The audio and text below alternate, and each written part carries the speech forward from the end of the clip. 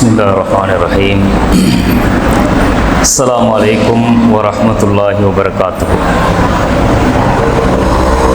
Alhamdulillah. Nahmaduhu wa nusalli ala rasulihil karim Muhammad ibn Abdullah wa ala alihi wa ashabihi wa man tabi'ahum bi ihsanin ila yaumiddin, amma ba'd. எல்லா புகழும் புகழ்ச்சியும் அகில உலகங்களையும் படைத்தாளுகின்ற அல்லாஹ் ஒருவனுக்கே உரித்தாகட்டும். அவனுடைய அன்பும் கருணையும் நபிகளும் பெருமானார் ஸல்லல்லாஹு அலைஹி வஸல்லம் அன்னவர்கள் மீதும், அவருடைய குடும்பத்தார்கள், கிளையார்கள், உற்ற தோழர்கள், கியாம நாள் வரைக்கும் அவர்கள் காட்டிய வழிப்படி வாழ்ந்து மரணிக்கின்ற அனைவர்கள் மீதிலும் உண்டாகட்டுமாக. பேரன்புக்குரிய இஸ்லாமிய சகோதரர்களே, சகோதரிகளே, தாய்மார்களே, இந்த உலக வாழ்க்கை குறித்து அது ஒரு அற்பமான வாழ்க்கை என்றும், அந்த வாழ்க்கை உங்களை இந்த உலகத்திலே ஏமாற்றிவிட வேண்டாம் என்றும், இந்த உலகத்தில் இருக்கக்கூடிய சொத்து செல்வங்கள், பிள்ளை செல்வங்கள் அனைத்தும் ஒரு அலங்காரம் என்றும் இஸ்லாம் நமக்கு சொல்லக்கூடிய அறிவுரைகளை நாம் நேற்று பார்த்தோம். இப்போ இந்த சிந்தனை மனதுக்குள்ளே வந்த உடனே இப்படிப்பட்ட ஒரு உலகத்தை நாங்கள் விரும்பணுமா? இந்த உலகத்தில் நாங்கள் அப்போ மூழ்கி கிடக்கணுமா? உலக வாழ்க்கையை வெறுத்து ஒதுக்கிட்டு அல்லாஹ்வுடைய திருப்தியை மட்டும் நாங்கள் எதிர்பார்த்தவர்களாக இறைவனுக்காகவே நம்மளை நாம் ஒப்படைச்சு கொண்டா என்ன என்று ஒரு சிந்தனை தோன்றி, அப்படி சென்றவர்களும் உண்டு. தங்களை அல்லாஹ்வுடைய தியானத்திலே நாங்கள் அர்ப்பணித்து கொண்டோம், அல்லாஹ்வோடு நாங்கள் ஒன்றரை கலந்துட்டோம், ஹக்கீகத்தை நாங்கள் கண்டுகொண்டோம் அப்படின்னு சொல்லி உலகத்து தேவைகளை எல்லாம் விட்டுட்டு, மனைவி தேவையில்லை, பிள்ளைகள் தேவையில்லை, சொத்து செல்வம் தேவையில்லை, எங்களுக்கு துனியாவே வேணாம் அப்படின்ட்டு உலகத்திலே சில பேர் என்ன செஞ்சாங்க? துறவரத்தை எடுத்துக்கொண்டார்கள். உலகம் தேவையில்லை, எங்களுக்கு அல்லாஹ்வுடைய திருப்தி மட்டும்தான் வேணும் என்று இந்த உலகத்தை துறந்து சென்ற இஸ்லாத்தின் பெயரால் அறிஞர்கள் என்று, இந்த சமுதாயம் மதித்த நல்ல நல்ல மனிதர்கள் என்று, பெரியார்கள் என்று இருந்தவர்களுடைய வரலாறுகள் எழுதப்பட்டிருக்கிறது. இந்த இஸ்லாமிய மார்க்கத்தை பொறுத்த வரைக்கும் உலகத்தை பற்றி இஸ்லாம் இப்படி சொன்னாலும் கூட, அல்லாஹ்வுடைய திருப்தியை அடைவதற்காக அல்லாஹ் அல்லாஹ் அல்லாஹ்னு சொல்லி நீங்கள் மொத்தமாக துனியாவை விட்டுட்டு அல்லாஹ்வை சார்ந்து வரணும்னு இஸ்லாம் எங்கேயும் போதிக்கல. அல்லாஹ்வுடைய திருப்தியை பெறுவதாக இருந்தால் உலகத்தில் நீங்கள் வாழணும். உலகத்தை விட்டுட்டு உலகத்தை துறந்துட்டு அல்லாஹ்வுடைய திருப்தியை பெற முடியாது. அப்போ உலகத்தில் நீங்கள் வாழ்ந்து கொண்டு, நீங்கள் உலகத்திலே மனைவி மக்களாக வாழ்ந்து கொண்டு, பொருளாதாரத்தை திரட்டி கொண்டு துனியாவுடைய விஷயங்களில் ஈடுபடும் பொழுது அல்லாஹ்வை மறக்காமல் வாழ வேண்டும். இறைவனுடைய சிந்தனையை அந்த உலகம் மறக்கடித்து விடாமல் நீங்கள் இந்த உலகத்தை கையாள வேண்டும் என்றுதான் இஸ்லாம் நமக்கு வழிகாட்டுகிறது. அப்போ இஸ்லாமிய மார்க்கம் நமக்கு இந்த உலகத்திலே மிக அழகான நேர்த்தியான சிந்தனைகளையும் வழிகாட்டல்களையும் போதிக்கக்கூடிய ஒரு மார்க்கம். அப்போ உலகத்தை பற்றி நாம் நம்முடைய உள்ளத்திலே ஒரு விஷயத்தை ஆழமாக பதிவு செய்யும் போது எல்லை மீறிவிடக்கூடாது. நாம் துனியாவில் வாழ அனுப்பப்பட்டிருக்கிறோம். வாழுவதற்காக அனுப்பப்பட்ட இந்த உலகத்தை எப்படி பயன்படுத்த வேண்டும் என்பதை அல்லாஹ் நமக்கு சொல்லுகிறான் என்றால், அந்த முறைப்படி இந்த உலகத்தில் தரப்பட்ட அத்தனையையும், அனுமதிக்கப்பட்ட அத்தனையையும் நாங்கள் இந்த உலகத்திலே அனுபவித்து கொண்டு, அதற்கு பிறகு அல்லாஹ்வுடைய திருப்தியை எதிர்பார்த்தவர்களாக இந்த உலகத்தில் அவனுடைய கட்டளைகளையும் அவன் தூதருடைய கட்டளைகளையும் எடுத்து நடந்து அவர்கள் தடுத்த விஷயங்களை இந்த உலகத்தில் தவிர்ந்து வாழ்ந்தால் மட்டும்தான் இறைவனுடைய திருப்தி கிடைச்சும். இதைத்தான் இஸ்லாமிய மார்க்கம் நமக்கு போதனை செய்கிறது. இஸ்லாத்தை பொறுத்த வரைக்கும் இன்றைக்கு அந்நிய மதங்களில் இருக்கக்கூடியவர்கள் நாங்கள் எல்லாத்தையும் விட்டுட்டு துறவரத்தை மேற்கொண்டுட்டோம் அப்படின்னு காடுகளில் இந்த உலகத்தை எல்லாம் துறந்து, குடும்பத்தை துறந்து, துனியா எங்களுக்கு வேணாம்னு சொல்லி ஒரு மரத்துக்கு கீழே போயிருந்து தியானம் செய்கிறத பார்க்குறோம். இவங்கள முனிவர்களும்பாங்க. முனிவர்கள் என்ற இந்த துறவற வாழ்க்கை இஸ்லாத்தில் இருக்கா? அவர்கள் அப்படி ஒரு வாழ்க்கை வாழ்றாங்கன்னா அது வாழ சாத்தியமான ஒரு வாழ்க்கையா? எனக்கு மனைவி மக்கள் தேவையில்ல, எனக்கு காசு பணம் தேவையில்ல, எனக்கு உலகத்தில் வியாபாரம் தேவையில்ல, நான் ஒரு அல்லாஹ்வுடைய அல்லது நான் நம்பக்கூடிய கடவுளுடைய பக்தனாக நான் மாறப்போறேன், கடவுள் தன்மை பெற்றவராக நாங்கள் ஆக போறோம், கடவுளோடு கடவுளாக நாங்கள் ஒன்றரை கலக்க போறோம்னா இது ஆகிற காரியமா? இவன் மக்களை ஏமாத்துறான், ஃப்ராடு செய்கிறான். இப்படித்தான் ஆகுமே தவிர இப்படி ஒரு நாளும் மாற முடியாது. நாங்கள் காட்டுக்கு போய் தனியாக தியானம் செஞ்சு தியானித்து ஞான சூபிகளாக நாங்கள் மாறுகிறோம் என்று இந்த சமுதாயத்திற்கு வேடம் தரித்தவர்களும் இந்த சமூகத்திலே இஸ்லாமிய பெயர் சூட்டியவர்களில் நிறைய பேர் உண்டு. அப்படியானவர்களுடைய சிந்தனைகளால் கவரப்பட்டவர்களும் உண்டு. ஆனால் இஸ்லாமிய மார்க்கம் ஒரு தனித்துவமான ஒரு மார்க்கம் சகோதரர்களே. இந்த அனைத்து பிற மதங்களும் சொல்ற மாதிரி கடவுளுடைய திருப்தியை பெறணும்னா எல்லாம் விட்டுட்டு துறந்துட்டு கடவுளே கதி என்று போயிடணும் என்று சொன்ன மார்க்கம் இல்லை இஸ்லாமிய மார்க்கம். இஸ்லாம் என்ன சொல்லுகிறது என்றால், இறைவனுடைய திருப்தியை நீங்க அடையணுமாக இருந்தால், அவனுடைய திருப்தியை இந்த உலகத்தில் அடைவதற்கு இந்த உலக சுகங்களை நீங்க புறந்தள்ளிட்டு அடைய முடியாது என்று இஸ்லாம் சொல்லுகிறது. உலகத்தினுடைய சுகபோகங்களை நீங்க எல்லாம் துறந்துட்டு போய் அல்லாஹ்வுடைய அன்பை பெற இயலாது. அல்லாஹ்வுடைய அன்பை பெற வேண்டுமாக இருந்தால் இறைவனுடைய திருப்தியை நீங்கள் இந்த உலக இன்பங்களை அடைந்து கொண்ட நிலையில்தான், அனுபவித்து கொண்ட நிலையில்தான் அதை என் இறைவன் எனக்கு தந்த அருள், என் இறைவன் என் மீது செய்த கருணை என்று அவனுக்கு நன்றி பாராட்டும் விதமாக அவனுக்கு கட்டுப்பட்டு வாழ்ந்தால் மட்டும்தான் அவனுடைய திருப்தியை அடைய இயலும் என்பதை அல்லாஹு தஆலா அவனுடைய திருமறையில சொல்லி காட்டுகிறான். அதே போல நபிகள் நாயகம் ஸல்லல்லாஹு அலைஹி வஸல்லம் அவர்களுடைய செய்திகளை நாங்க இந்த வழிகாட்டல்களை தான் பார்க்கலாம். உதாரணத்துக்கு நாம சொல்றதாக இருந்தால், இப்போ உலகத்தில் அல்லாஹ்வுடைய இறைவனுடைய திருப்தியை நாங்கள் நாடி எல்லா காரியங்களையும் செய்கிறோம்ன்றது தானே உண்மை. நாங்கள் தொழுகிறதாக இருந்தாலும், நோன்பு நோட்பதாக இருந்தாலும், தான தர்மங்களை செய்வதாக இருந்தாலும், ஹஜ்ஜி என்ற கடமையை நிறைவேற்றுவதாக இருந்தாலும் நாங்கள் இதெல்லாம் ஏன் செய்கிறோம்? உலகத்தில் நாம் இதை செய்கிறதுனால என்ற ரப்பு என்னை விரும்பணும், அவன் என்னைய பொருந்தி கொள்ளணும், உலகம் நமக்கு நிரந்தரம் இல்லை, அல்லாஹ்வுடைய திருப்தியை பெற்று ஒரு நிரந்தரமான சொர்க்க சோலையில் நாம் வாழணும் என்ற ஒரு நோக்கம்தான் இதை செய்யறதுக்கு காரணம். அப்ப இந்த சிந்தனை எங்களிடத்தில் எல்லை மீறி போயிடக்கூடாது. இபாதத்திலே மூழ்கி கிடந்தாத்தான் அல்லாஹ் எங்களை விரும்புவான். நோம்பே வாழ்க்கையில பிடிச்சுக்கிட்டு இருந்தா தான் அல்லாஹ்வுடைய திருப்தி கிடைச்சும். எங்களுக்கு இந்த சுகபோகம் ஒன்றும் தேவையில்லை என்று எல்லாம் தூக்கி வீசிட்டு வெறும் ஒரு உணர்வற்ற கட்டைகளாக வாழ்ந்தால்தான் அல்லாஹ்வுடைய திருப்தி நமக்கு கிடைச்சும் நினைச்சா அது தப்பு. அப்படி கிடைச்சாது உலகத்தில் அல்லாஹ்வுடைய திருப்தி அப்படி அடைய முடியாது. அல்லாஹ்வுடைய தூதர் ஸல்லல்லாஹு அலைஹி வஸல்லம் அவர்கள் என்ன செய்கிறாங்கன்னு கேட்டால், அவங்களோட லைஃப்பை விசாரிக்கிறதுக்காக வேண்டி ஒரு 3 நபர்கள் அல்லாஹ்வுடைய தூதருடைய வீட்டுக்கு வராங்க.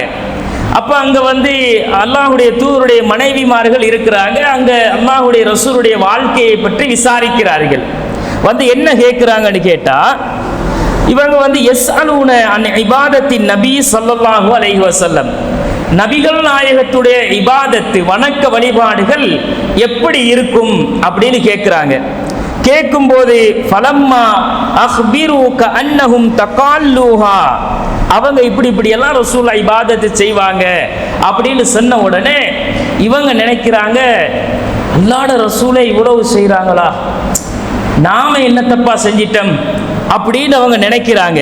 அவங்க தங்களை குறைவாக நினைக்கிறார்கள்.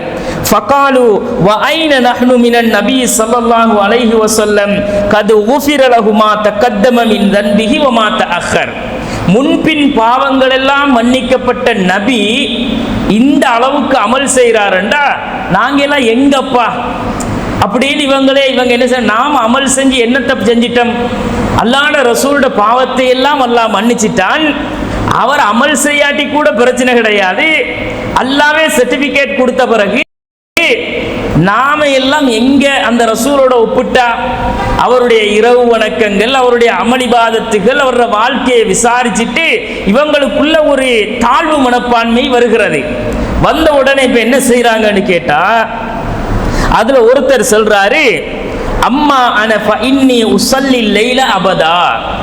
இதுக்கு பிறகு நைட்டு ஃபுல்லா வணக்கம் தான், இரவு முழுக்க தூங்குறது கிடையாது, இரவு முழுக்க நான் விழித்திருந்து தொழப்போகிறேன் அப்படின்னு ஒருத்தர் முடிவெடுக்கிறாரு. தொழுகிறது நல்ல விஷயம்தான்.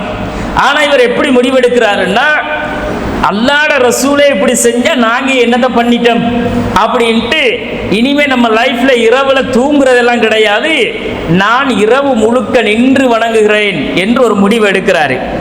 இன்னொருத்தர் என்ன செய்யறாருன்னு கேட்டா, ஆனா அசூமுத்தஹ்ரவலா அஃப்திரு, வருஷம் முழுக்க நோன்பு தான் இனிமே. அல்லாஹ்வுடைய ரசூலே நோன்பு பிடிக்கிறாங்கன்னா நாங்க அப்படி பிடிச்சி என்னத்தை அடைஞ்சிட்டோம், இனிமே என் லைஃப் ஃபுல்லா வருடம் முழுக்க நான் நோன்பு நோட்க போகிறேன், நோன்பை விடமாட்டேன் அப்படின்னு அவர் முடிவெடுக்கிறாரு. மூணாவது நபர் என்ன முடிவெடுக்கிறாருன்னு கேட்டா, ஆனா அஅ்தஸிலுன் நிஸா ஃபலா அத்தஸவ்வஜு அபதா, நான் பொம்பளைகளை விட்டு மொத்தமா நீங்க போறேன், எனக்கு பொம்பளைகளே வேணாம், கல்யாணம் முடிக்கிறல்ல நீ என்ற, கல்யாணம் முடிச்சா தானே சம்பாரிச்சு கொடுக்கணும், கல்யாணம் முடிச்சா தானே தொல்லை, புள்ள குட்டியும்பா, சாப்பாடும்பா, உடுபடவம்பா, வீடு வாசலும்பா, என்னத்துக்கு இது, அதனால ஒன்றும் வேணாம், எனக்கு பொண்டாட்டியே வேணாம்யா அப்படின்னு முடிவெடுத்துட்டு, இந்த ஆள் இப்படி ஒரு முடிவெடுத்துட்டாரு, இனி கல்யாணம் கிடையாது என்ற லைஃப்ல, கல்யாணம் முடிக்க மாட்டேன் என்று ஒதுங்கிட்டாரு. இப்போ ரசூல் ஸல்லல்லாஹு அலைஹி வஸல்லம் அவங்க வீட்டுக்கு வராங்க. இந்த மாதிரி வந்தாங்க, உங்களோட அமல் இபாதத்துக்களை விசாரிச்சாங்க, உங்களோட அமல் இபாதத்தை சொன்ன உடனே இப்படி முடிவெடுத்துட்டு போயிட்டாங்க அப்படிங்கிறாங்க. ரசூலுல்லாஹ்வுடைய முகங்கள் சிவந்து கோபப்பட்டு, அல்லாஹ்வுடைய ரசூல் அந்த ஆட்கள் எங்க அப்படின்னு அவங்கள கூப்பிட்டு கேட்டார்கள். அல்லாஹ்வுடைய ரசூல் ஸல்லல்லாஹு அலைஹி வஸல்லம் அவர்கள், அன்துமுல்லதீன குல்தும் கதா வக்கதா, ஏன்பா நீங்க தான் இந்த மாதிரி சொன்னாங்களா, இவர் என்ன முடிவெடுத்தாரு, நைட்டு ஃபுல்லா இனி வணக்கம் தான். அவர் என்ன முடிவெடுத்தாரு, இனிமே வருஷம் முழுக்க நோன்பு தான் பிடிக்க போறேன். மற்றவர் என்ன முடிவெடுத்தாரு, லைஃப்ல பொண்ணே வேணாமா, இனிமே நம்ம பொண்டாட்டி அது இது புள்ள குட்டி இந்த சோழிகள்லாம் நமக்கு தேவையில்லை, அல்லாஹ்வுக்காக நம்ம லைஃப்பை ஒப்படைச்சிட வேண்டியதான், இந்த துனியா சோழி எல்லாம் வேணாம் அப்படின்னு முடிவெடுத்தது நீங்க தானா அப்படிங்கிறாங்க ரசூலுல்லாஹ். கேட்டுட்டு அல்லாஹ்வுடைய ரசூல் ஸல்லல்லாஹு அலைஹி வஸல்லம் அவர்கள் சொல்லுகிறார்கள், இவங்க எடுத்த முடிவெல்லாம் இறையச்சத்தினுடைய உச்சகட்ட முடிவு. பக்தியில உச்சகட்ட முடிவு தான் என்ன, அல்லாஹ்ட திருப்தி அடைகிறதா இருந்தா நமக்கு வேற சோழி இருக்கப்படாது. சோழி என்ன, அவனை அடைகிற வழி இபாதத்து தான். இபாதத்து வந்துட்டா இடையில குறுக்க எதுவும் வந்துடப்படாது, துனியா சோழியே மைண்ட்ல நிக்கப்படாது, உலகத்து விஷயம் எங்கட சிந்தனையில வந்தாத்தானே இந்த பிரச்சனை, அதனால இந்த மைண்டுக்குள்ளே வரப்படாதுன்னு முடிவெடுத்தது அவர்களுடைய பக்தியிட உச்சகட்டம். பக்தியில மிதமிஞ்சி போயிட்டாங்க. போன உடனே ரசூல் ஸல்லல்லாஹு அலைஹி வஸல்லம் அவர்கள் சொல்லுகிறார்கள், அம்மா வல்லாஹி இன்னி லா அக்ஸாக்கும் லில்லாஹி வ அத்காக்கும் லஹு, ஒரு விஷயத்தை தெரிஞ்சுக்கங்க, உங்களை விட நான் தான் அல்லாஹ்வை அதிகம் அஞ்சக்கூடியவன். அல்லாஹ்வுடைய ரசூலை விட மற்றவங்க அல்லாஹ்வை அஞ்சிருவாங்களா? அல்லாஹ்வுடைய ரசூலை விட மற்ற மனிதர்கள் நீங்க எல்லாம் என்னையை விட அல்லாஹ்வை அஞ்சிரவங்களா? அல்லாஹ்வை பத்தி நினைச்சு பயப்படுறவங்களா? உங்களை விட இறைவனை அஞ்சக்கூடியவன் நான் என்று அல்லாஹ்வுடைய ரசூல் ஸல்லல்லாஹு அலைஹி வஸல்லம் அவர்கள் சொல்லிட்டு சொன்னாங்க. லாக்கின்னி அசூமு அஃப்திரு, அப்படி இருந்தும் நான் நோன்பு பிடிச்சிட்டு நோன்பை விடலையாப்பா, நோம்பே தான் வாழ்க்கைன்னு வாழ்றேன்னா அல்லாஹ்வுக்கு என்னை ஒப்படைச்சிட்டு அல்லாஹ் தான் கதின்னு ஆகிட்டேன்னு என் லைஃப் ஃபுல்லாவே நீங்க நோன்பை பார்க்குறீங்களா? நான் நோன்பு பிடிக்கவும் செய்கிறேன், நோன்பை விடவும் செய்கிறேன், நோம்பே என்ற வாழ்க்கை கிடையாது, நீ எப்படிப்பா அந்த மாதிரி முடிவெடுக்கலாம் என்று அல்லாஹ்வுடைய ரசூல் சொல்லுகிறார்கள். உஸல்லி வ அர்குது, நான் இரவில் தொழவும் செய்கிறேன் தூங்கவும் செய்கிறேன்ப்பா, நீ நைட்டு ஃபுல்லா தொழ போறேன்னு முடிவெடுத்திருக்கிற, நைட்டு ஃபுல்லாக தொழுகிறேன்டா எவ்வளோ உச்சகட்ட பக்தி அது. தூங்காமல் அவர் பாட்டுக்கு தியானத்தில் மூழ்கி தன்னையே அல்லாட்ட அர்ப்பணித்து தான் லயித்து போய் இபாதத்தில் இன்பம் ருசி கண்டு, அப்படித்தானே பெரியார்களோட கதை எழுதி வச்சிருக்கான். இன்பம் ருசி கண்டு அதிலே அவர் என்ன செஞ்சிருவாரு, மூழ்கிடுவாரு. இப்படி நீ முடிவெடுத்திருக்கிறியா? நானே தொழுகிறேன் தூங்கவும் செய்கிறேன், நீ என்னையை விட பெருசா அல்லாஹ்வை பயந்துருவியா? அல்லாஹ்வை பயப்படக்கூடியவனா நீ என்று அல்லாஹ்வுடைய ரசூல் கேட்டுட்டு, நான் கல்யாணமும் முடிச்சிருக்கேனப்பா. ரசூலுக்கு எத்தனை மனைவி? அல்லாஹ்வுடைய ரசூலுக்கு சமகாலத்தில் 9 மனைவிமார் இருந்தாங்களே. 9 மனைவிமாரை வச்சு வாழலையா? அவங்க குழந்தை குட்டி பெத்துக்கொள்ளலையா? இது எல்லாத்தையும் அல்லாஹ்வுடைய ரசூலாக இருந்து கொண்டு நான் செய்யும் போது நீங்க இந்த சுன்னாவெல்லாம் தூக்கி வீசிடுவீங்களா? ரப்புடைய திருப்தி அடைகிறதுக்கு, அல்லாஹ்வுடைய திருப்தி அடைகிறதுக்கு நீங்க எல்லாம் அந்த அளவு உச்சகட்டத்துக்கு போயிருவீங்களா என்று அல்லாஹ்வுடைய ரசூல் ஸல்லல்லாஹு அலைஹி வஸல்லம் அவர்கள் சொல்லிட்டு, ஃபமன் ரகிப அன் சுன்னத்தி ஃபலைஸ மின்னி, எந்த சுன்னாக்களை எவன் புறக்கணிக்கிறானோ அவன் என்னை சார்ந்தவனே கிடையாதுறான்ட்டாங்க ரசூலுல்லாஹ். என்ன சுன்னாவில் நீ வாழு, துனியா வேணாம்னு நீ முடிவெடுக்கலாமா? துனியாவை, இந்த உலகம் சபிக்கப்பட்டதுதான், உலகம் பொய்யானதுதான், உலகம் ஏமாற்றும் தான், அல்லாஹ்வுடைய சிந்தனையை விட்டு தூரப்படுத்துவதற்கான எல்லா காரணிகளுமே துனியாவில் இருக்கும். ஆனா நீ என்ன பண்ணணும்? அதை வழிகாட்டுறதுக்கு வந்திருக்கிறவன் நான். எந்த சுன்னாவை நீ ஃபாலோ பண்ணணுமா?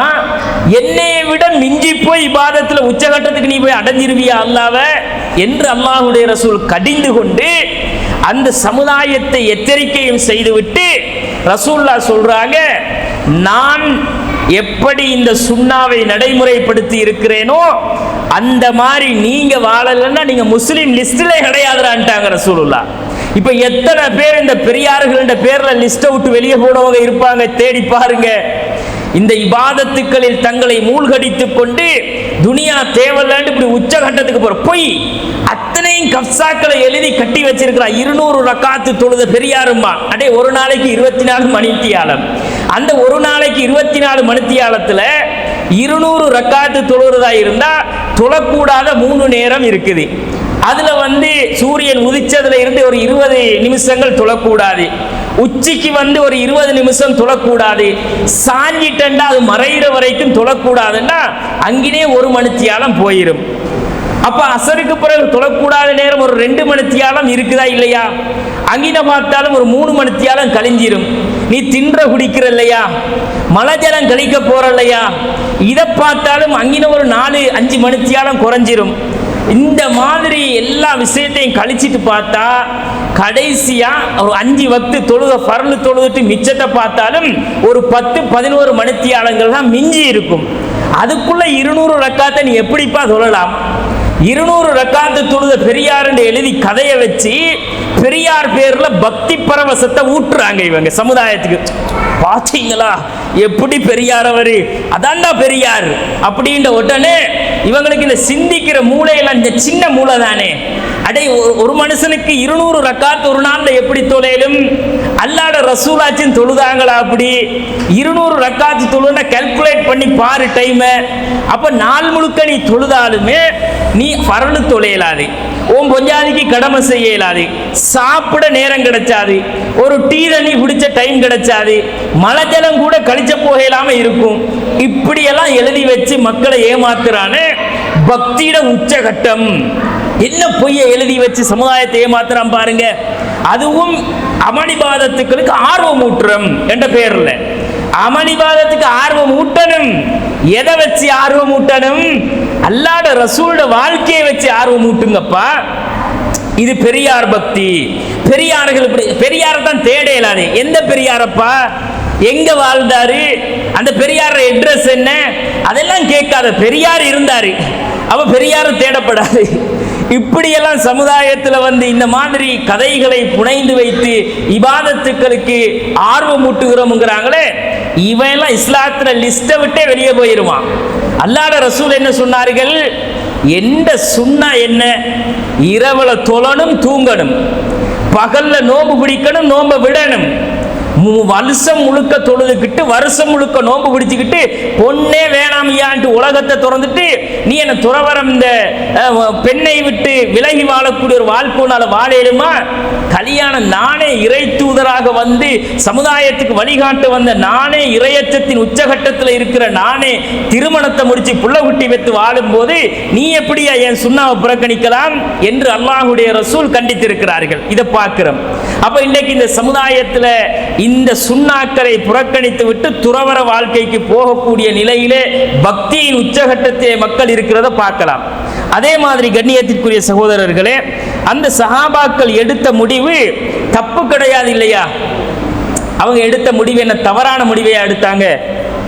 அவங்க வந்து தொழுகிறதுன்றது நல்ல முடிவு தானே, நோன்பு பிடிக்க போறதுன்றது நல்லது தானே, நான் இனிமே இந்த உலகத்து சோழியெல்லாம் இருந்தா தானே அல்லாஹ் வந்து மறக்கடிக்கும் என்ன, அதனால அந்த சோழியெல்லாம் விட்டு ஒதுங்க போறேன்னு சொன்னது நல்லது தானே. ஆனா அது இஸ்லாம் அங்கீகரிச்சிச்சா? இஸ்லாம் அங்கீகரிக்கலடா என்ன? இதெல்லாம் சோதனை. இந்த சோதனையோட தான் நீ உலகத்தை கடக்கணும். இந்த சோதனைகளோடு தான் பற்றற்ற வாழ்க்கை வாழலாது. உனக்கு பற்றற்ற வாழ்க்கை எப்படி இருக்கணும்டா, கிடைச்சதை வச்சு கொண்டு வாழ்ந்துட்டு நீ உன்னுடைய நேர காலத்தை இறைவனுக்காக அர்ப்பணித்து வாழ வேண்டும். கிடைச்சதை வச்சு நீ வாழணும். முதலாவது காசு பணம் சம்பாதிக்கணுமா, காசு பணம் சம்பாதிச்சுக்கிட்டு ரப்புட திருப்தியை தேடணும். மனைவி மக்கள் இருக்குதா, கடமையை செஞ்சுட்டு நீ வந்து அல்லாஹ்வுடைய திருப்தியை தேடணும். உன்னுடைய வாழ்க்கையில நீ இரவுல வந்து தொழுதுட்டு உன்னுடைய கண்ணுக்கு, உன்னுடைய உடலுக்கு, உன்னுடைய எல்லா விவகாரங்களுக்கும் உரிய ஹக்கை நீ நிறைவேற்ற வேண்டும். தூங்கணும். இப்படி எல்லாம் இஸ்லாமிய மார்க்கம் வந்து வழிகாட்டுது. இதை வந்து நாங்க எங்க பார்க்கலாம்னு கேட்டா, அபூதர்தா ரலியல்லாஹு அன்ஹு அவங்கள வந்து சல்மானுல் ஃபாரிசி அவங்களோட அல்லாஹ்வுடைய தூதர் ஸல்லல்லாஹு அலைஹி வஸல்லம் அவங்க வந்து ஒரு சகோதரத்துவப்படுத்துவாங்க. ரெண்டு பேரும் சகோதரன். சல்மான் ஃபாரிசி அவங்கள வந்து அபூதர்தா அவங்கள வந்து ரெண்டு பேரை நீங்க சகோதரர்கள் ஆக்கினது மக்காவில் இருந்து ஹிஜ்ரத் செஞ்சு மதீனாவுக்கு வந்த பிறகு. இப்போ இவங்க ஒரு நானா தம்பி மாதிரி. சல்மான் ஃபாரிசி ரலியல்லாஹு அன்ஹு அவங்க வந்து என்ன செய்யறாங்கன்னா, அபூதர்தா ரலியல்லாஹு அன்ஹு அவங்களோட வீட்டுக்கு அவரை சந்திக்க வாராரு. வந்து பார்த்தாரு, அங்க வந்து ஃபரஆ உம்மத்தர்தா முத்தபத்திலத்தன், அழுக்கு பிடிச்ச நிலையில ஒரு அலங்கோலமா உம்முதர்தா இருக்காங்க. அவரோட வைஃப். ஆடைகள் ஒழுங்கில்ல, ஊத்தையான ஆடை, குளிச்சு நறுமணம் பூசி அழகா பார்க்கறதுக்கு ஒரு மனங்குணமா இருக்காங்களாண்டா அதுவும் இல்லை. அவங்களே ஒரு அலங்கோலமா கிடக்குறாங்க. முத்தபத்திலத்தன், பார்க்கவே ஒரு அசிங்கமா இருக்கிறாங்க. அப்ப கேட்குறாங்க சல்மானுல் ஃபாரிசி ரலியல்லாஹு அன்ஹு அவங்க, மா ஷவுனுக்கி, ஏமா அப்படி இருக்கிறீங்க அப்படின்னு கேட்குறாங்க. கேட்ட உடனே அந்த பெண்மணி சொல்லுகிறார்கள், அஹூக அபூதர்தாஇ லைஸ லஹு ஹாஜத்துன் ஃபித் துன்யா, உங்களோட சகோதரர் அபூதர்தாக்கு தான் உலக தேவையே இல்லையே, துனியாவே அவருக்கு தேவையில்லையே. துனியா தேவையில்லண்டா என்ன, உலகமே வேணாம்ட்டு அவர் பாட்டுக்கு தியானிச்சுக்கிட்டு இருக்கிறாரு, தொழுகிறாரு, நோம்பு பிடிக்கிறாரு. துனியா என்ன மனைவி மக்கள் என்னடா கொண்டாட்டி உள்ள ஊட்டி அப்படின்ற வாழ்க்கை வாழ்றாரு. அவருக்கு தான் துனியாவே தேவையில்லண்டு இருக்கிறாரு. நான் என்னத்தை அலங்கரிச்சுக்கிட்டு நான் யாருக்கு காட்ட இப்படின்னு அந்த பெண்மணி இருக்கிறாங்க. இருந்த உடனே இப்ப ஃபஜா அபூதர்தா வாராரு. வந்து பார்க்கிறாரு, சகோதரர் சல்மானுல் ஃபாரிசி ரலியல்லாஹு அன்ஹு அவங்க வீட்டில் இருக்கிறாங்க. இருந்தா வந்தவர் விருந்தாளி கவனிக்கணுமா இல்லையா? அப்ப சாப்பாடு எல்லாம் தடல் புடலா ரெடி பண்றாரு. ஃபசன அனஹு தஆமன், சாப்பாடை ரெடி பண்ணிட்டு கூப்பிடுறாரு, சாப்பிடுங்க. ஃபகால குல், சாப்பிடுங்க சல்மான், சாப்பிடுங்க அப்படிங்கிறாரு. அப்ப சல்மானுல் ஃபாரிசி ரலியல்லாஹு அன்ஹு அவர்கள் சொல்லுகிறார்கள், இல்லை நான் சாப்பிட மாட்டேன், நீயும் என்னோட வந்து சாப்பிடுங்கிறாங்க. நீயும் வாப்பா, நீயும் வந்து சாப்பிடு. உடனே ஃபைன்னி சாயின், நான் நோன்பு பிடிச்சிருக்கேனுங்கிறாரு. யாரு? அபூதர்தா சொல்றாரு, நான் நோம்பாளி, நோன்பு பிடிச்சிருக்கிறேன் அப்படின்ற உடனே அவர் சொல்றாரு, மா அனாபி ஆக்கிலின் ஹத்தா தாக்குல, நீ சாப்பிடும் வரைக்கும் நானும் சாப்பிட மாட்டேன்ட்டாரு. வேண்டா பிடிவாதமா கடைசியா 7 ஆண்டு செல்லிக்கலையிலாம இவர் படுத்துற பாடு என்னடாண்டு கடைசியா அபூதர்தாவும் நோன்பை விட்டுட்டு இப்ப சாப்பிடுறாரு. சாப்பிட வச்சிட்டாரு. சாப்பிட்டதுக்கு பிறகு இப்ப நைட்டு தூங்கணும். தூங்குறதுக்கு இப்ப என்ன செய்யறாங்கன்னா, ரெடி ஆகி இரவு தூங்க போறாங்க. ஃபலம்மா கானல் லைலு ذهب அபூ தர்தா யகுமு. இவர் தூங்க போறார், அவர் எழும்பி நிற்கிறாரு, தொழ போறாரு. யாரு? அபூ தர்தா தொழ போறாரு. தொழ போனவர்கிட்ட சல்மானுல் ஃபாரிஸி ரலியல்லாஹு அவர்கள் சொல்லுகிறார்கள், நிம், தூங்கப்பா அப்படிங்கிறாங்க. ஃபனாம, அவர் தூங்குறாரு. தூங்கி பார்க்கிறாரு, தூங்கிட்டாரா சல்மான்ட்டு கொஞ்சத்தால எழும்புறாரு. புட்டிச்சு திரும்பவும், என்ன எங்க போறீங்க? தொழ போறேன். தூங்கப்பா, நிம் அப்படிங்கிறாங்க. திரும்பவும் தூங்குறாரு. ஃபலம்மா கான மின் ஆஹிரில் லைலி, இரவினுடைய கடைசி பகுதி வந்த பொழுது சல்மானுல் ஃபாரிஸி ரலியல்லாஹு அவர்கள் சொல்லுகிறார்கள், குமில் ஆன், அபூ தர்தா இப்ப எழும்புங்க, இப்ப தொழுவோம், இப்பதான் டைம் அப்படின்னு எழுப்பி எடுக்கிறாங்க. எழுப்பி எடுத்துட்டு ஃபஸல்லையா, ரெண்டு பேரும் சேர்ந்து தொழுகிறாங்க. தொழுதத்துக்கு பிறகு ஃபகால லஹு சல்மான், சல்மான் ரலியல்லாஹு அவர்கள் சொல்லுகிறார்கள் அபூ தர்தாக்கு, இன்னலி ரப்பிக அலைக ஹக்கா, உங்களோட ரப்புக்கு செய்கிற ஹக்கு உங்களுக்கு இருக்குது, நீங்க தொழணும், அல்லாஹ்வுக்கு நன்றி செலுத்தணும், அது உங்கள் மீது கடமை. வலி நஃப்ஸிக அலைக ஹக்கா, ஆனா உங்களுக்கு செய்கிற கடமையும் இருக்கு அபூ தர்தா. உங்களுக்கு நீங்க உங்களோட உடம்புக்கு கொடுக்க வேண்டிய ஹக்கு இருக்குது, அதை நீங்க கொடுக்கணும். வலி அஹ்லிக அலைக ஹக்கா, உங்களோட குடும்பத்துக்கு நீங்க கொடுக்க வேண்டிய ஹக்கு இருக்குது. உங்களோட மனைவி, அவங்களுக்கு உங்கள்கிட்ட தேவை இருக்குது, உங்களோட மனைவிக்குரிய ஹக்கை நீங்கள் கொடுக்க வேண்டும் அப்படின்னு சொல்லிட்டு ஃபஅதி குல்லதி ஹக்கின் ஹக்கா, ஒவ்வொன்றுக்கும் உரிய ஹக்கை நீங்கள் கொடுக்க வேண்டும் அபூ தர்தா அப்படிங்கிறாங்க. நீங்க ரப்புக்கு செய்யற கடமை தொழுங்க, நோம்ப பிடிங்க, பிரச்சனையே இல்லை. ஆனா நீங்க உங்களுக்கு செய்யற கடமை எது? நீங்க தொழுதுட்டு தூங்கணும். நோம்ப பிடிச்சா நோம்ப விட்டுட்டு நீங்க நோம்பு பிடிக்காமையும் இருக்கணும். உங்களோட உடம்புக்கு நீங்க செய்யற கடமை இருக்கு அபூ தர்தா, நீங்க தூங்கணும். கண்ணுக்கு செய்யற கடமை இருக்குது, கண்ணுக்கு ரெஸ்ட் வேணும். நீங்க பாட்டுக்கு இரவு முழுக்க எழும்பி நின்று தொழுதா, பகல் முழுக்க நோம்ப பிடிச்சா, உங்களுக்கு நீங்க என்ன கடமையை செஞ்சிட்டீங்க? நீங்க உங்களோட உடம்புக்கு செய்யற கடமை இல்லையா அது அப்படின்ட்டு, மனைவி என்ன மரக்கட்டையா கல்லா, கல்யாணத்தை முடிச்சு கொண்டாந்து போட்டுட்டு நீ எப்படினாலும் கிடடின்ட்டு இவர் பாட்டுக்கு தொழுதுட்டு நோம்ப பிடிச்சிட்டு துனியா தேவையில்லை தெரிஞ்சாருன்னா என்னத்துக்கு பொண்டாட்டி? அப்படி ஒரு மனைவி தேவையா? அவளுக்குரிய உரிமையை நீ நிறைவேற்ற வேண்டும் அப்படின்றாங்க. இப்ப இவர் என்ன செய்யறாருடா, சுபகையும் தொழுதுட்டு போறார் ரசூல்லா கிட்ட. ஃபாத்தன் நபிய ஸல்லல்லாஹு அலைஹி வஸல்லம் ஃபதக்கர தாலிக லஹு, இந்த மாதிரி வந்தாரு, நோன்பை விட வச்சாரு, சாப்பிட வச்சாரு, இரவில் நான் தொலைப்போனவன் என்ன தடுத்தாரு, கடைசி கட்டத்தில் எழுப்பி தொலை வச்சுட்டு இந்த மாதிரி சொன்னாரு சல்மான் அப்படின்ற உடனே அல்லாஹுடைய ரசூல் சொன்னார்கள், சதக சல்மான், சல்மான் உண்மையைத்தான் சொன்னார், சல்மான் உண்மையை தான்ப்பா சொன்னாரு, நீ இதெல்லாம் பண்ணணுமே. அபூ தர்தா எப்படிப்பட்ட சஹாபி யோசிச்சு பாருங்க, அவர இறையச்சத்தை யோசிச்சு பாருங்க. அல்லாஹ்வுடைய திருப்திக்காகத்தானே இதெல்லாம் விட்டாரு, நோம்ப பிடிச்சாரு, இரவு முழுக்க தொலை நினைச்சாரு. அப்ப தண்ட வாழ்க்கையை தன் ரப்புக்காக அர்ப்பணித்துக் கொண்ட ஒரு மனிதர் அபூ தர்தா. அப்படிப்பட்ட மனிதருக்கு அல்லாஹ்வுடைய ரசூல் என்ன சொன்னாங்க, சல்மான் சொன்ன மாதிரி தான்ப்பா நீ இருக்கணும், ஓ மனைவி மக்களை பார்க்கணும், ஓ வியாபாரத்தை பார்க்கணும், ஓ உடம்பை பார்க்கணும், ரப்புடைய கடமைகளை நீ நிறைவேற்றணும், என்ன துனியா வேணாம் என்ற பற்றற்ற வாழ்க்கை நீ வாழ பார்க்கிறாய் அப்படின்னு அல்லாஹ்வுடைய ரசூல் ஸல்லல்லாஹு அலைஹி வஸல்லம் அவர்கள் அந்த அபூ தர்தா அவங்களுக்கு சொன்னதை பார்க்கிறோம். அப்ப கண்ணியத்திற்குரிய சகோதரர்களே, உலகத்துல நாம எப்பவுமே அல்லாஹ்வுடைய அருள்களை மறுத்து விட்டு புறந்தள்ளி விட்டு அல்லாஹ்வுடைய திருப்தியை பெற இயலாது. அதை கவனத்துல வச்சுக்கணும். எனக்கு இந்த உலகத்து தேவை சோழிகள் தேவையில்லைன்னு சொல்லிட்டு ஒருத்தன் போனா அது பிழை. இஸ்லாத்துல மனைவியுடைய சோழிகளை, பிள்ளை குட்டிகளுடைய சோழிகளை என்னால பார்க்க முடியாது, அவங்கள பார்த்துக்கிட்டு இருந்தா அது ரப்ப மறக்கடிச்சிருது.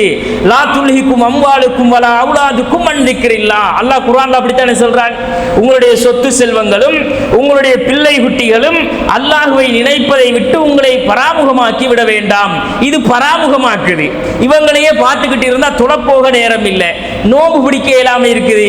இவங்களுக்குள்ளே துனியாவில் கடத்திட்டு ஒன்றுமே இல்லாம என்ற ரப்ப நான் எப்படி போய் சந்திக்கிறது என்ற அந்த உணர்வு தான் அபூ தர்தா அவங்களை அங்கு கொண்டு போச்சு. ஆனா அந்த மாதிரி அல்லாஹ்வுடைய திருப்தி அடைய இயலாது. அல்லாஹ் எப்போது சந்தோஷப்படுவான் என்றால் உலகத்தில் இருக்கின்ற அத்தனை சோதனைகளையும் நீ அனுபவிக்கணும். பொருளாதாரத்தை தேடணும், கல்யாணத்தை முடிச்சணும், புள்ள குட்டியை பார்க்கணும், எல்லாத்தையும் செஞ்சுட்டு ரப்புக்குரிய கடமையை செய்யணும் என்று அல்லாஹு தஆலா வழிகாட்டுகிறான்.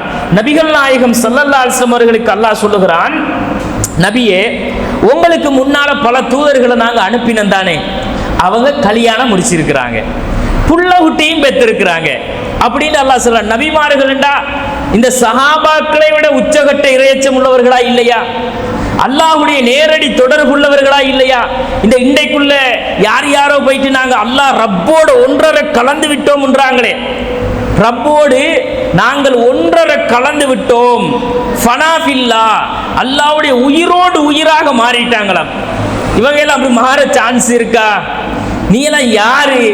அல்லாஹ்வுடைய ரசூல் ஸல்லல்லாஹு அலைஹி வஸல்லம் அவர்கள் யார்? நபிமார்கள் யார்? நபிமார்கள் என்பவர்கள் அல்லாஹ்வோடு நேரடியாக தொடர்பு கொண்ட மக்கள். அப்படிப்பட்ட மக்களே உலகத்தில் அல்லாஹ் சொல்றான் கல்யாணத்தை முடிச்சிருக்கிறாங்கப்பா, தெரியாதா? புள்ள குட்டி பெத்து வாழ்ந்தாங்க, தெரியாதா?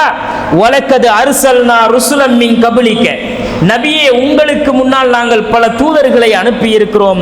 வஜஅல்னா லஹும் அஸ்வாஜா, அவர்களுக்கு மனைவிமார்கள் இருந்தார்கள், மனைவிமார் இருந்திருக்காங்க. அப்ப பெண்களோடு அவர்கள் வாழ்ந்திருக்கிறார்கள். நூஹு நபியுடைய மனைவி இருந்தாங்க, லூத்து நபியுடைய மனைவி இருந்தாங்க, இப்ராஹிம் நபியுடைய மனைவி இருந்தாங்க, ஆதி மனிதர் ஆதம் நபி தொட்டு எல்லா நபிமார்களுக்கும் மனைவிமார்கள் இருந்தார்கள், புள்ள குட்டியும் இருந்தாங்க. வதுர்ரியத்தன், அவங்க குடும்பம் நடத்தி புள்ள குட்டியையும் பெற்று வச்சிருந்தாங்க என்று அல்லாஹ் சொல்லுகிறான். 13வது அத்தியாயம் 38வது வசனத்துல இதை நாங்க பார்க்கலாம். அப்போ உலகத்தை விட்டுட்டு இவங்க எடுத்த முடிவு சரியா? துனியா தேவலன்ட்டு போனது பிழையா இல்லையா?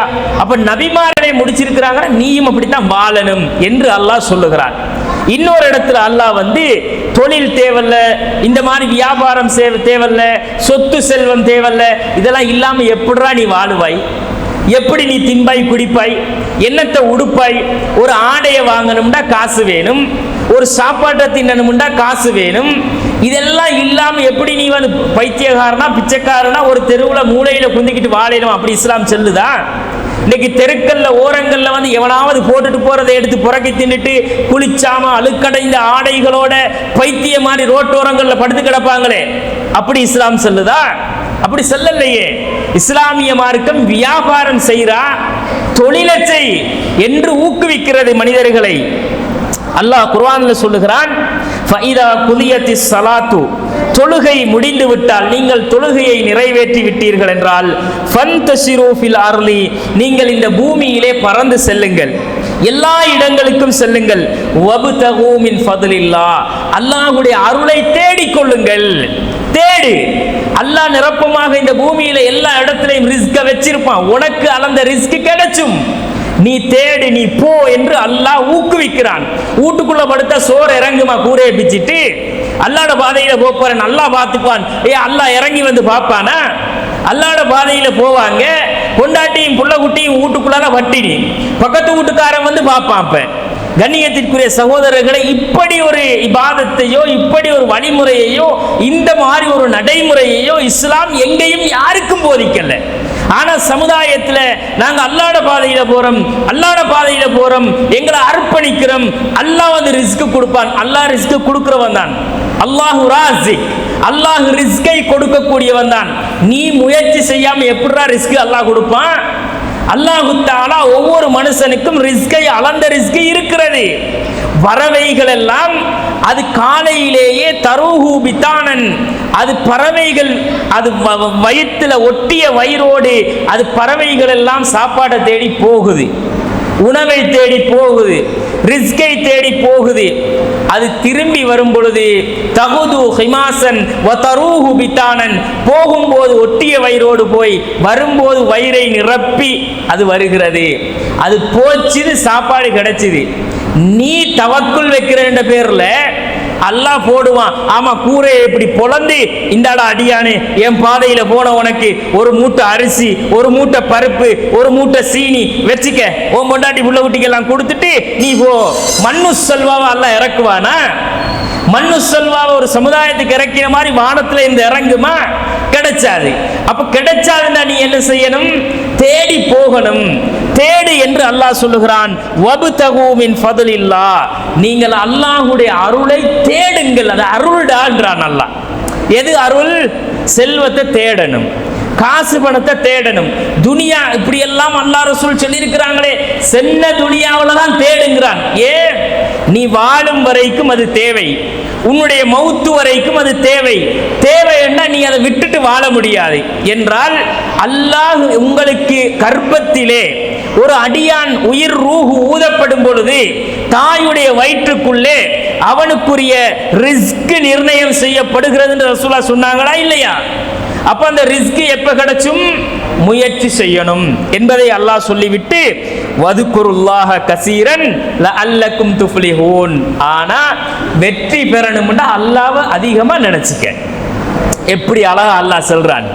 இதெல்லாம் விட்டுட்டு நீ அல்லாஹ்வோட தியானத்துல வாடான்னு சொல்லாம இதெல்லாம் தேடு போ, எல்லாத்தையும் நீ சம்பாரிச்சுக்க, அது அல்லாஹ்வோட அருள் என்று அல்லாஹ் சொல்லிட்டு வதுகுருல்லாஹ கசீரன், அல்லாஹ்வை அதிகமா நினைச்சுக்க. ஏன் நினைச்சுக்கணும்? கடமையை மறந்துடாத, ரப்புக்கு செய்ய வேண்டிய கடமையில குறை வச்சிடாத, அல்லாஹ்வை நினைச்சுக்க, ஹலால் ஹராம் பேணிக்க, ரப்புடைய விஷயத்துல நீ என்ன செய்யணும்? கட் அண்ட் ரைட்டா இருந்துக்கணும். லஅல்லக்கும் துஃப்லிஹூன், அப்பதான் வெற்றி பெறலாம். எவ்வளவு அழகான வழிகாட்டல் இது. ஆனா இவங்க எடுத்த முடிவு சரியா? அப்ப இவங்க எடுத்த முடிவு தப்பா போச்சு என்பதை சுட்டிக்காட்டி அல்லாஹும் அப்படி வழிகாட்டல்ல, ரசூலும் வழிகாட்டல்ல அப்படிங்கிறத நாங்க பார்க்கிறோம். கண்ணியத்திற்குரிய சகோதரர்களே, அப்ப உலக தொடர்புகளை துண்டித்து கொண்டு நாங்க இந்த உலகத்துல வாழ இயலாது. உலக விஷயங்கள்ல ஈடுபடணும். உலகத்துல துனியாவில் உள்ள விஷயங்கள்ல நாங்க ஈடுபாடு காட்டணும். உலகம் தேவை எல்லாருக்கும். உலகம் வாழுகிற வரைக்கும் ஒவ்வொரு அடியார்களும் இந்த உலகத்தில் அல்லாஹ் அவரவர்களுக்கு நியமனம் செய்ததை, எழுதியதை அவர்கள் அடைய வேண்டும். அதனால அல்லாஹு தஆலா அதை நமக்கு கடமையாக சொல்லுகிறான். அல்லாஹ் குர்ஆன்ல சொல்றான், 2வது அத்தியாயம் 201வது வசனத்தில் அல்லாஹ் சொல்லுகிறான், வமின்ஹும் மையகூலு ரப்பனா ஆத்தினா ஃபித் துன்யா ஹஸனா. மனிதர்களில் சிலர் இருக்கிறார்கள், அவங்க அல்லாஹ் கிட்ட கேட்பாங்களாம், ரப்பனா ஆத்தினா ஃபித் துன்யா ஹஸனா, யா அல்லாஹ் இந்த உலகத்துல எங்களுக்கு நலவத்தா. அப்ப நலவை கேட்கணும். நலவை கேட்கிறேன்னா துனியாவில் நல்லது நிறைய இருக்கு, இல்லாம இல்லை. துனியாவே நலவுகள் இல்லாத ஒரு உலக வாழ்க்கையா? நலவுகள் இருக்கிறது. அந்த நல்லதுகளை அல்லாஹ்ட்ட கேளுங்க. அவர்கள் எப்படி கேட்பார்கள்? ரப்பனா, எங்கள் இறைவா, ஆத்தினா ஃபித் துன்யா, இந்த உலகத்திலே எங்களுக்கு தாயா அல்லாஹ், ஹஸனத்தன், நல்லதுகளை தாயா அல்லாஹ், நல்ல புள்ள குட்டியத்தா, ஹலாலான சம்பாத்தியத்தை தா, ஆரோக்கியத்தை தா, உன்னை இபாதத்து செய்யற பாக்கியத்தை தா அப்படின்னு அல்லாஹ் கிட்ட கேளுங்க என்று அல்லாஹ் நல்லதுகளை கேட்க சொல்றானா? சொல்றான். அப்ப என்ன செய்யணும்? இது ஒன்றுமே தேவையில்லைன்ட்டு எப்படி நீங்க தனித்து போகலாம்? துனியாவை விட்டுட்டு போகலாம்?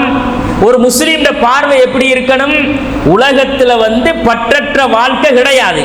அப்படி இல்ல, அந்த பற்றற்ற வாழ்க்கைன்றது என்னண்டா, அல்லாஹ் கொடுத்ததை கொண்டு திருப்தி அடைந்து கொண்டு கிடைக்காத விஷயத்திலே இது அல்லாஹ் எனக்கு தரலப்பா என்று திருப்தி அடைந்து ஏற்றுக்கொண்டு வாழ்ற வாழ்க்கை தான் பற்றற்ற வாழ்க்கை. பற்றற்ற உடனே எல்லாம் தூக்கி வீசிட்டு போகணும்னு நினைச்சிடப்படாது. பற்றே இல்லை எனக்கு, பற்று இல்லாட்டி அல்லாஹ் இதெல்லாம் ஏன் சொல்லணும்? கேளுங்க அப்படின்ட்டு அல்லாஹ் மறுமையுடைய வாழ்க்கையை குறித்தும் வஃபில் ஆகிரத்தி ஹஸனா, அதையும் கேளுங்கன்றான் அல்லாஹ். உலகத்தையும் கேளு, மறுமையையும் கேளு. உலகத்திலையும் மறுமையிலையும் நல்லதை கேளு. எதை கேட்கணும்? நல்லதை கேட்கணும் அப்படின்னு அல்லாஹு தஆலா இதிலே சொல்லுகிறான். வக்கினா அதாபன்னார், யா அல்லாஹ் எங்களை நரகத்தில் இருந்து பாதுகாத்துரு. அப்போ மறுமை வாழ்க்கையையும் கேட்கணும். அதான் உண்மையான வாழ்க்கை, அதுதான் நிரந்தரமானது. அதுல எங்களை பாதுகாத்துரு யா அல்லாஹ், நல்லதத்தா என்று கேட்பதை போல, அதற்கு முயற்சி செய்வதை போல உலகத்தையும் நாங்கள் என்ன செய்யணும்? உலக வாழ்க்கையில உலக விஷயங்கள்ல ஈடுபடணும், நல்லதை கேட்கணும் என்று அல்லாஹ் சொல்லுகிறான். கண்ணியத்திற்குரிய சகோதரர்களே, இந்த மாதிரி அல்லாஹு தஆலா நிறைய வசனங்கள்ல நமக்கு உலக விஷயங்களை நீங்க தவிர்த்து வாழலாது என்று சொன்னால், இந்த விஷயங்களை போதிச்ச ரசூலுல்லாஹ் எப்படி வாழ்ந்தாங்க? அல்லாஹ்வுடைய ரசூல் பற்றற்ற வாழ்க்கையை போதிச்சாங்க தானே. துனியா இப்படிப்பட்டது, இந்த மாதிரியானது, உலகத்தில் வந்து நீங்க சபிக்கப்பட்ட உலகத்தில் வாழ்றீங்க, பெண்கள் சோதனை, குழந்தை குட்டிகள் சோதனை, சொத்து செல்வம் சோதனை, இப்படி எல்லாம் சொன்னாங்க தானே ரசூலுல்லாஹ். அந்த தூதர் எப்படி வாழ்ந்தார்கள், அவருடைய வாழ்க்கை எப்படி இருந்தது, அவர் இந்த போதனைகளை செய்த தூதர் இந்த உலகத்தை எல்லாம் உதறி தள்ளிவிட்டு வாழ்ந்தவர்களா என்பதை குறித்து இன்ஷா அல்லாஹ் நாளைய தினம் நபிகள் நாயகம் ஸல்லல்லாஹு அலைஹி வஸல்லம் வாழ்க்கை குறித்து பார்ப்போம். வாஹிர் தவானா அனில் ஹம்துலில்லாஹி ரப்பில் ஆலமீன். அஸ்ஸலாமு அலைக்கும் வரஹ்மத்துல்லாஹி வபரகாத்துஹு.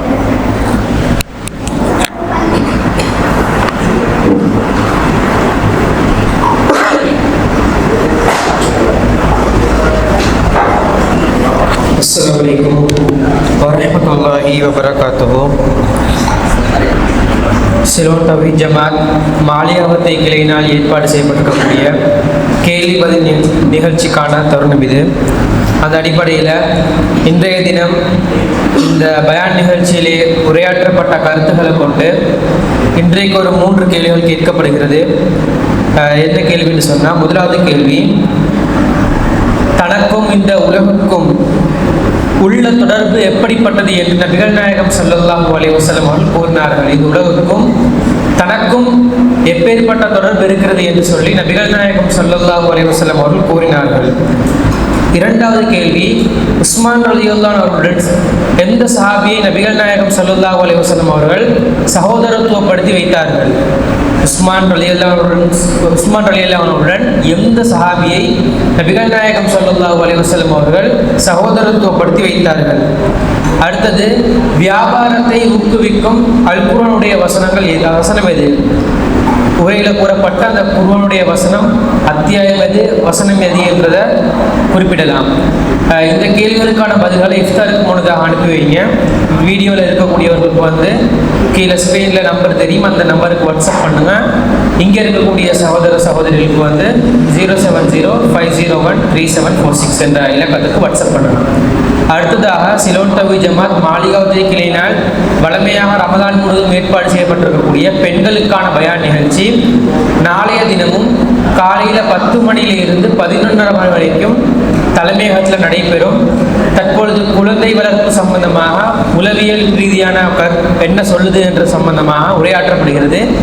கலந்து கொள்ளக்கூடிய சகோதரிகள் அந்த உரிய நேரத்தில் கலந்து கொள்ளுமாறு கேட்டுக்கொண்டு முடித்துக் கொள்கிறேன். அஸ்ஸலாமு அலைக்கும் வரஹ்மத்துல்லாஹி வபரகாத்துஹு.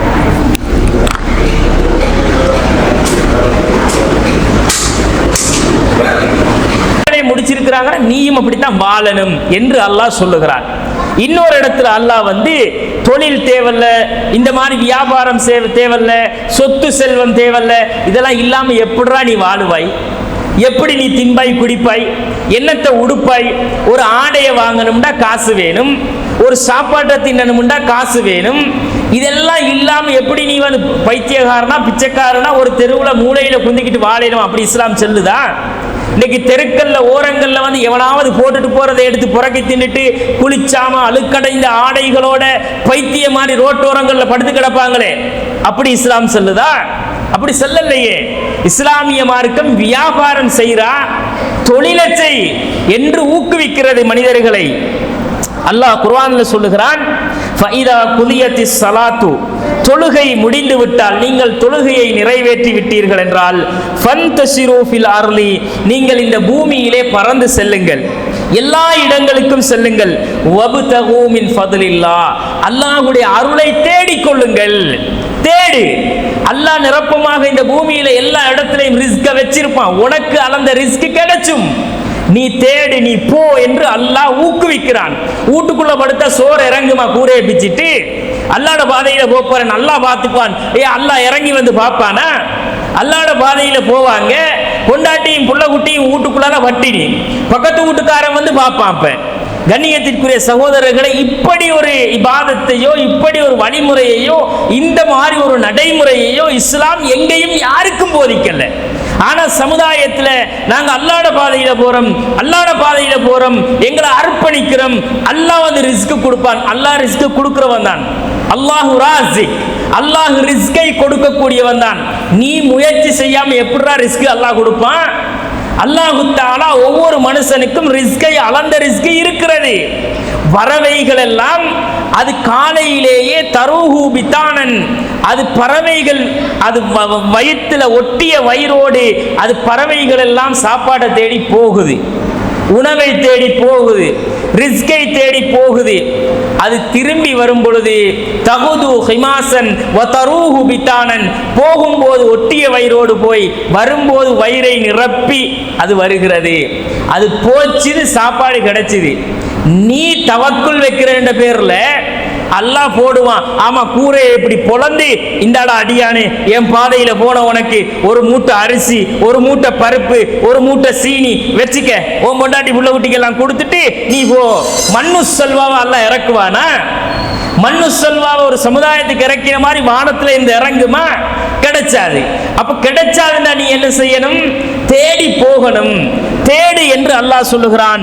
வப்தகு மின் ஃபத்லில்லாஹ், நீங்கள் அல்லாஹ்வுடைய அருளை தேடுங்கள். அது அருள்டான்றான் அல்லாஹ். எது அருள்? செல்வத்தை தேடணும், காசு பணத்தை தேடணும். துனியா இப்படி எல்லாம் அல்லாஹ் ரசூல் சொல்லியிருக்கிறாங்களே, சென்ன துனியாவில் தான் தேடுங்கிறான். ஏன்? நீ வாழும் வரைக்கும் அது தேவை, உன்னுடைய மௌத்து வரைக்கும் அது தேவை. தேவை என்ன? நீ அதை விட்டுட்டு வாழ முடியாது என்றால், அல்லாஹ் உங்களுக்கு கர்ப்பத்திலே ஒரு அடியான் உயிர் ரூஹு ஊதப்படும் பொழுது தாயுடைய வயிற்றுக்குள்ளே அவனுக்குரிய ரிஸ்க் நிர்ணயம் செய்யப்படுகிறது என்று ரசூலுல்லாஹ் சொன்னாங்களா இல்லையா? அப்ப அந்த ரிஸ்க் எப்ப கிடைச்சும்?